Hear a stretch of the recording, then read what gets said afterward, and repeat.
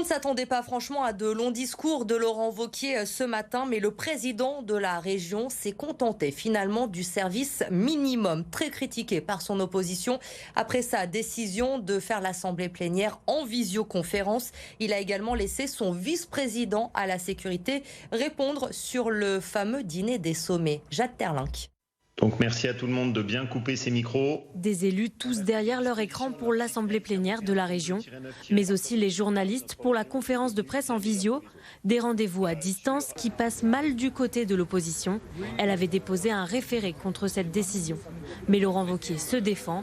Leur référé liberté, et c'est quand même la meilleure réponse à la question qui a été posée, a fait l'objet d'une ordonnance de renvoi sans même être examiné au fond. Il y a apparemment que l'opposition qui n'a pas compris que dans notre pays, il était en ce moment très difficile de se déplacer et que dans la région particulièrement, reste très touchée sur les pénuries de carburant. Malgré cette décision de justice, le Parti socialiste persiste. Ces méthodes ne respectent pas la démocratie et c'est aussi un moyen de ne pas aborder l'affaire des repas fastueux dans un château du Beaujolais. Je pense que Laurent Wauquiez est gêné aux entournures et que toute sa stratégie, c'est d'avoir une séance plénière où il y ait le moins de public possible, certainement pas des conseillers régionaux qui l'interpellent, et encore moins la presse qui vient l'interviewer sur ces questions-là. Une seule réponse au sujet des repas et ce n'est pas le président de la région, Laurent Wauquiez, qui prend la parole.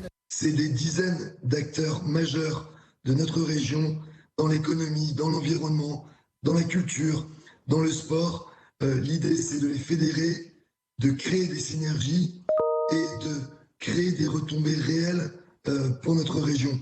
Et lorsque les journalistes relancent après 1 minute 30 de questions-réponses sur ce sujet.